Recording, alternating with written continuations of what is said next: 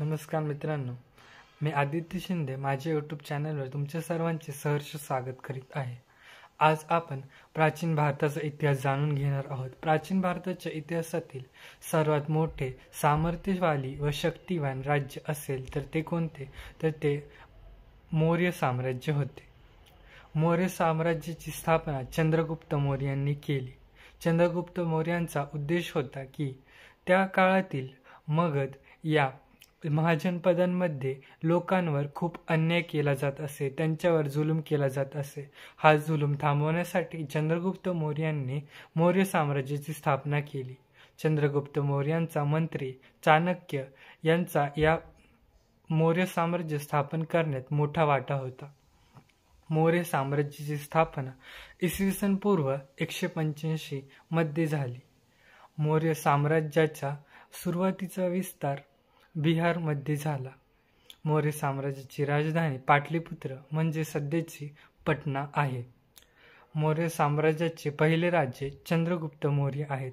मौर्य साम्राज्याची अधिकृत भाषा संस्कृत व प्राकृत मगध होती.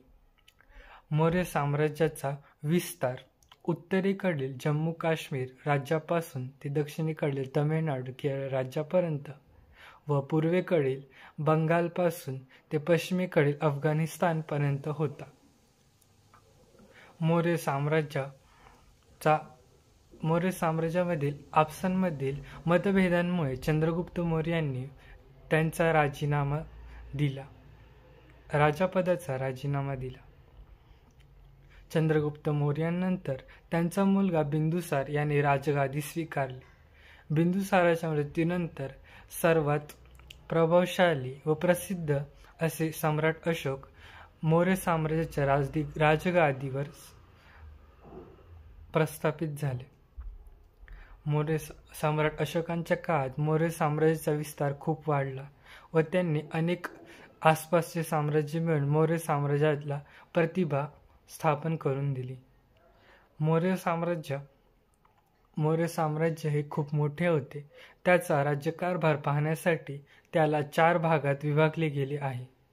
पूर्व भागाची राजधानी तोशाली म्हणजे आत्ताचे ओडिशा या राज्यात होती.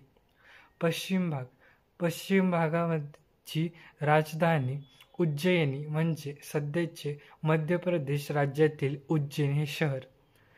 दक्षिण भागाची राजधानी सुवर्णगिरी म्हणजे सध्याच्या कनकगिरी या कर्नाटक राज्यातील शहर होत.